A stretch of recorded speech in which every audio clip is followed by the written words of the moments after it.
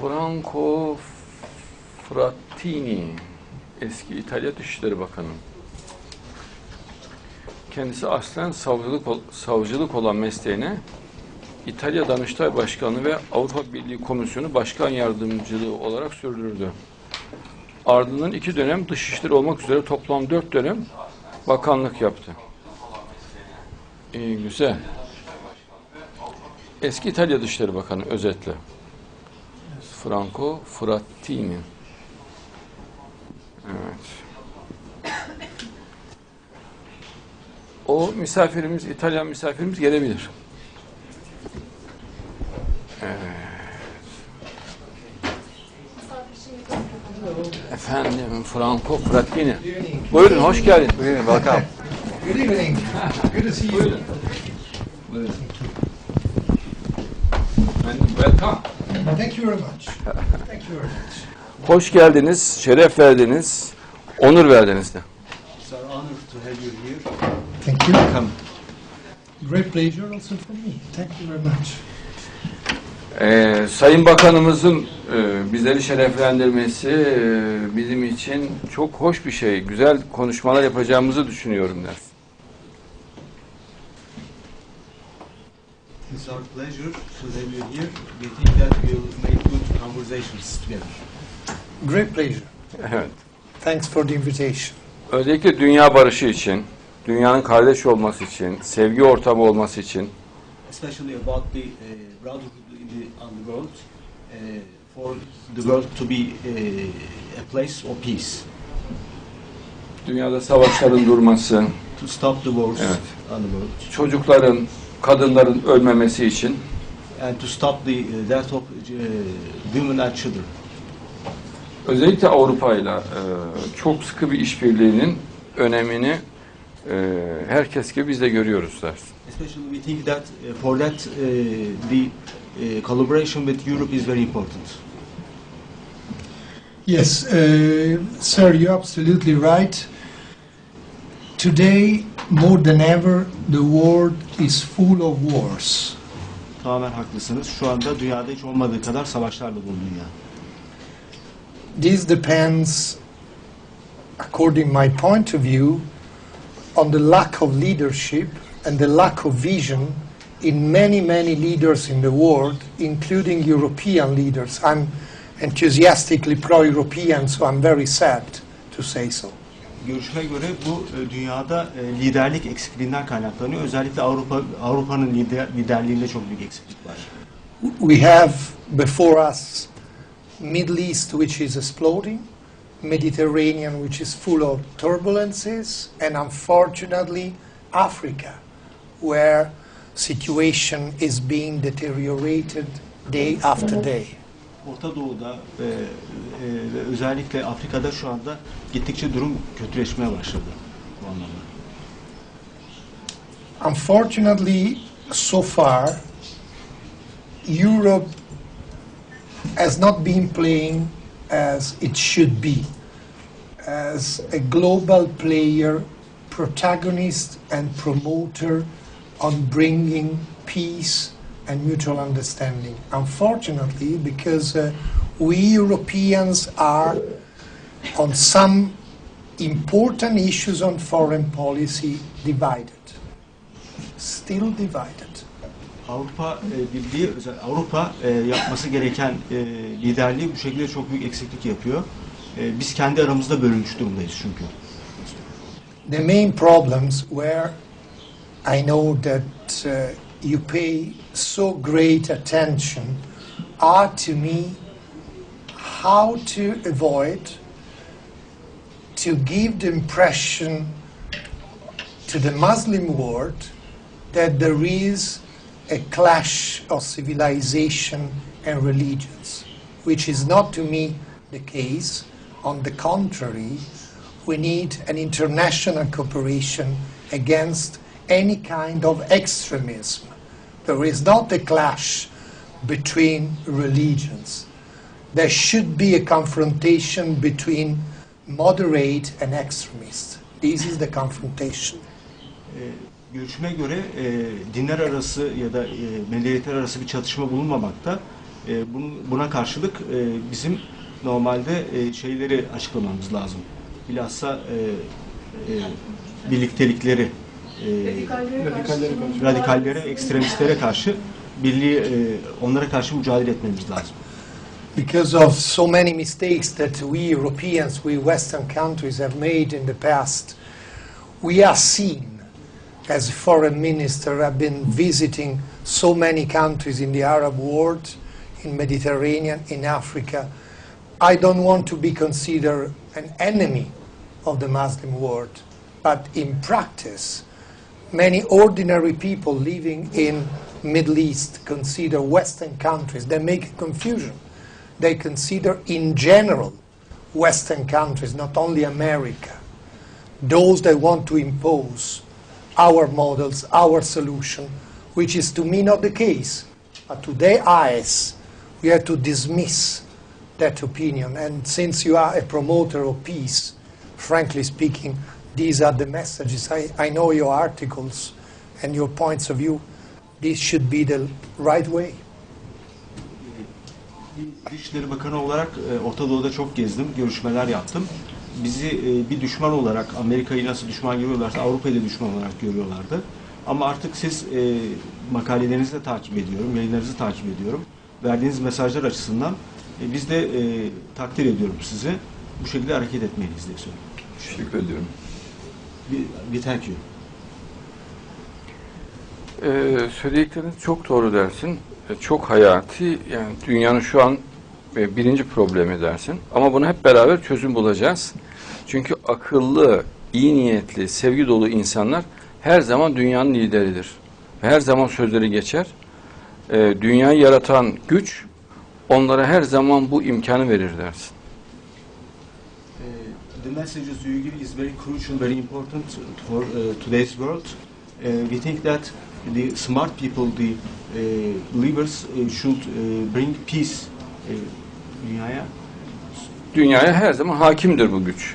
Yani iyi insanlar, doğru insanlar, sevgi insanları. Good people, people of peace and people of love are always Barış insanları. In power on the world. İtalya'da dostlarımız bize bir toplantı teklif ettiler. Bu IŞİD terörü ve bu tarz acımasız yapılanmalara karşı dünya barışını, kardeşliği, sevgiyi nasıl ayakta tutabiliriz, nasıl güçlü hale getirebiliriz ve bu zulme nasıl dur diyebiliriz tarzında bir toplantı. Biz bu toplantının ilk örneğini sembolik olarak İtalya'da yapmayı düşünüyoruz. Sizleri davet ediyoruz dersin.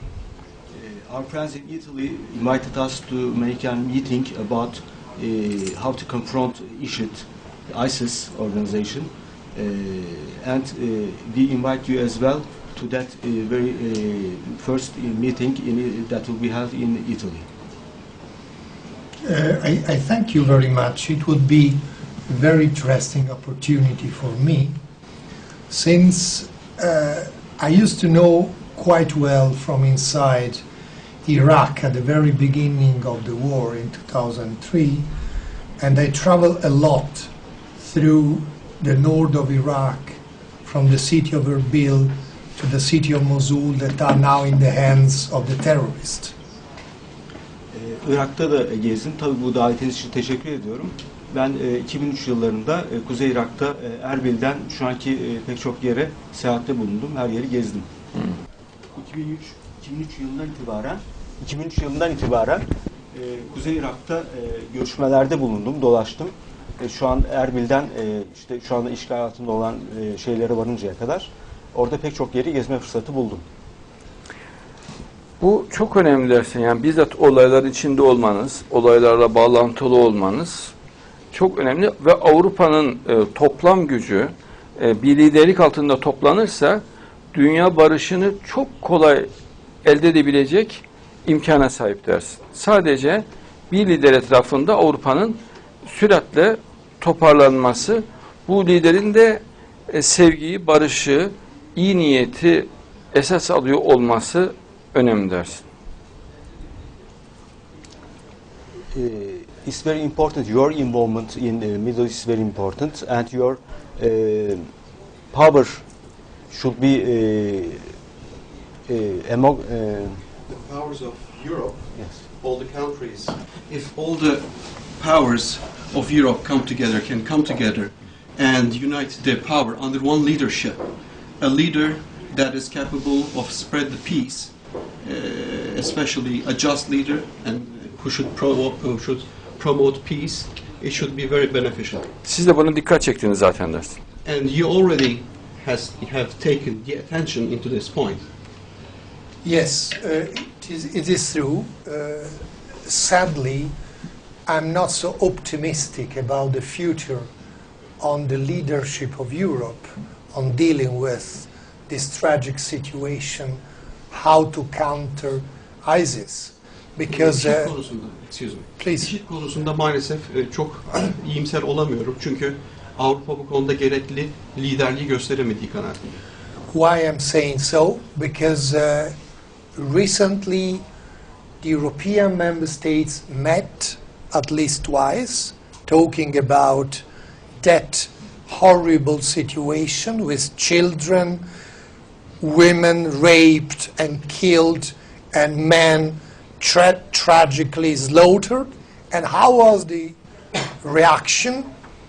Every country will be free to decide how to support the legitimated government of Iraq. Each and every country will be free.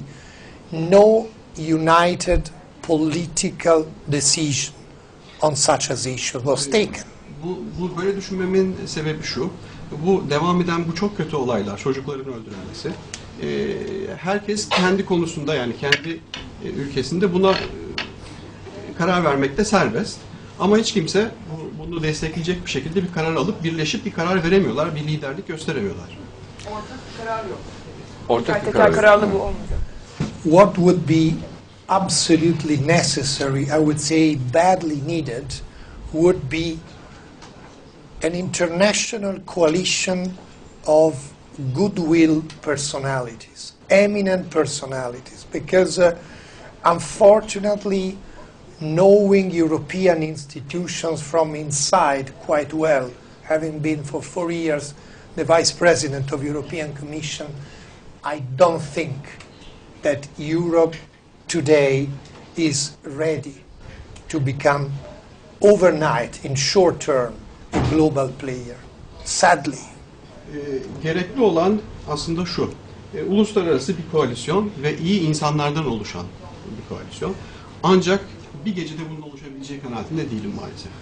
A global network of eminent personalities having their leadership in their reputation would be feasible, possible, even more quickly than getting a united European foreign policy. This is the positive lobbying for peace. I would define like so. Bunu şöyle tarif edebilirim diyor. Sadece Avrupa'nın bir birlikte bir liderliği değil, ancak bütün dünya çapında bir global bir network ve bu global network iyi insanlardan oluşmalı. Bu çok daha süratli ilerleyecek. Tabii bunun gücü çok yüksek olur. Doğru söylüyorsunuz. You are perfectly right. This is the power of what you're talking about is going to be much more powerful. Unfortunately, there are those, particularly some very powerful states, that believe to defeat violence with more violence. You will find always somebody who is stronger than you. This is a wrong illusion. Bazı kuvvetli devletler var. Bunlar her zaman saldırıyla karşılık veriyorlar. Fakat şiddetle. Fakat şunu bilmiyorlar ki her zaman kendilerinden daha güçlü birisi olacaktır ve bu hiçbir zaman bitmez. Şiddetle ortadan kaldırmaya kalkıldığında şiddet 3 misli, 4 misli artarak yeniden şiddetin karşısına çıkıyor. O da katlamalı ona karşılık veriyor ve bu dünyayı cehenneme doğru götürüyor. Cehennem ortamına doğru götürüyor. Bu dediğiniz de çok doğru ders. It's perfectly right what you're talking about. When you fight fire with fire, the violence increases back, and it comes back with 3 times, 4 times more powerful than before, and the other side responds back with the same power. So this creates hatred. Sevgi, şefkat ve akılla yaklaşmak sanki imkansız gibi bir mantık içindeler. There is an illusion, they have an illusion like fighting violence with love, compassion is almost impossible, they think. Bunu ortadan kaldırmamız gerekiyor. Siz de bu görüşte olduğunuzu anlıyorum dersin. And I understand that you have the same view too, and we have to eliminate that. Sembolik de olsa bir toplantıda çok büyük fayda var diye düşünüyorum. And I think it is very beneficial for us to have even a symbolic gathering, a meeting in Italy. Yani aklı başında iyi insanları süratle bir araya getirecek bir çalışmanın acil olduğuna inanıyorum dersin. And he says that he believes that it's very urgent to bring those good people, gathering them all together with this meeting. It's very urgent for the benefit of the human. Sevgi her şeyi halleder. Love will take care of everything. This would be really an excellent opportunity for my country, but also for the international community, because we badly need a group of people recalling the importance of moral leadership. Bunun kendi ülkem adına çok faydalı olabileceğini ama bundan daha önemli olmak üzere bütün dünya, uluslararası bütün ülkeler için çok önemli olduğuna inanıyorum. Ve daha da önemlisi böyle bir liderliği tanıtacak bir grup insanın, yani barışı, sevgiyi tanıtacak bir grup insanın varlığının çok önemli olduğuna inanıyorum. Dünya masonluğu da bu konuda devreye girebilir. Masonluk suskun şu an dersin. Ben bunu doğru bulmuyorum. Dünya masonluğu ve buna benzer sivil toplum kuruluşlarının süratle devreye girmesinde fayda var diye düşünüyorum. Onları da bu tarz bir toplantıya dahil etmek için gayret edeceğiz dersin. He says that he believes that Freemasonry, NGOs like this, should involve in this process too, and we believe that it's going to be for the benefit of this process. So we are going to be inviting them for such a meeting to proceed much faster, to have a result. Zamana bırakılacak gibi değil. Durum çok tehlikeli ve çok kritik deriz. Nowadays it's very critical, it's very dangerous, and it cannot be let into long time. We should react very fast.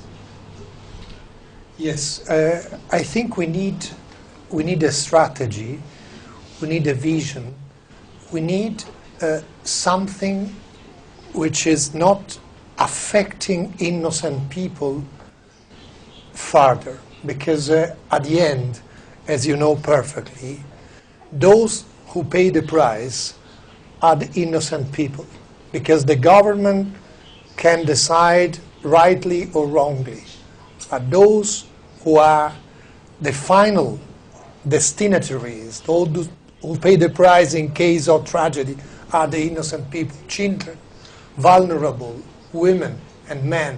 So the problem to me is to put the human being at the very center of our strategy, which is not so far too much the case, talking about international community.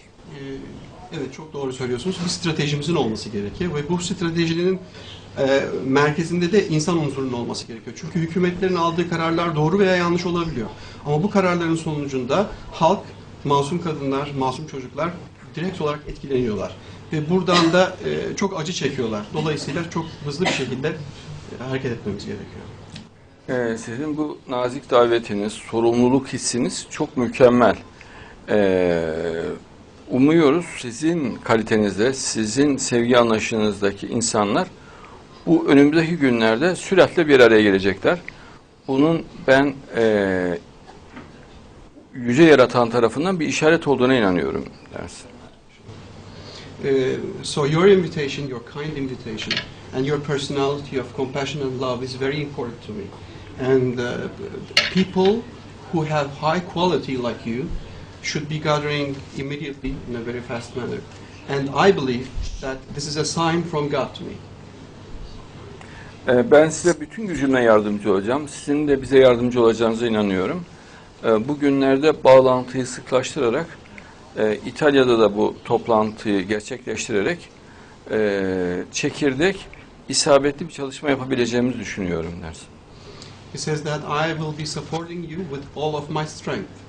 And then proceeding to organize this meeting in Italy and similar meetings like this in the very future with you, being in close connection and having more closer relationships with you and with people like you.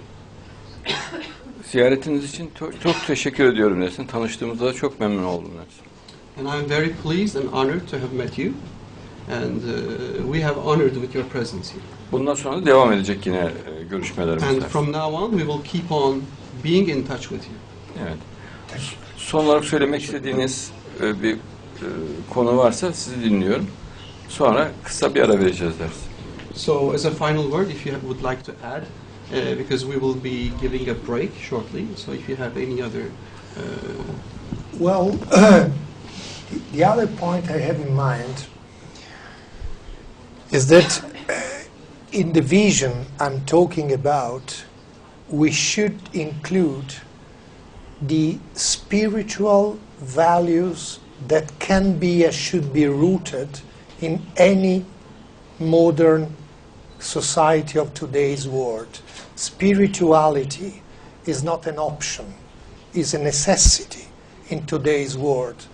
When I listen to the Holy Pope Franciscus appealing for peace and compassion and reconciliation, I think, why? Only the Holy Pope now, among the religious leaders, is appealing directly, straight, to people that are killing, to stop killing. So, an international coalition of all the religious leaders of goodwill would be badly needed. Vizyonda şöyle bir şey var. Maneviyat bir seçenek değildir. Maneviyat bir zorunluluktur. Ve Papa İtalya'da şu anda dini liderler arasında barışa çağıran tek lider gibi görülüyor. Tüm dinlerin mensupları ve önde gelen iyi insanları aynı şekilde barışa davet etmekle yükümlü oldukları yanında. Çok güzel bu sözünü dersin. Bunun da gerçekleşeceği zaman içinde olduğumuza inanıyorum dersin. Papa'nın zaten candan gayretleri, barış insanı olması, İsa Mesih'in dönüşünün işaretleri olarak görüyoruz dersin. All the efforts of Paul for calling for peace, he says that he believes that it is a sign for the coming back of Jesus Christ, peace be upon him. Yes. This is extremely important message to me. I very much appreciated, for example, recently the Egyptian Grand Mufti appealing against those that are killing people in Iraq in the name of Quran, which is exactly against Quran. But we should try to multiply this kind of religious leader messages in the world. This would be, to me, very important. Evet, çok doğru söylüyorsunuz. Özellikle Mısır müftüsünün de çağrısı bu yöndeydi, bu şekildeydi. Böyle iyiye, güzelliğe çağıran dini liderlerin varlığını, sayısını arttırmamız gerekiyor. İtalya'da buluşuyoruz o zaman dersin. So we are going to meet in Italy. Thank you very much, sir. İnşallah. Thank you very much. İnşallah. Şimdi film izleyelim, devam edeceğiz. Evet, misafirimiz eski İtalya Dışişleri Bakanı Sayın Franco Frattini'ydi. Videomuzdan sonra yayınımız devam edecek.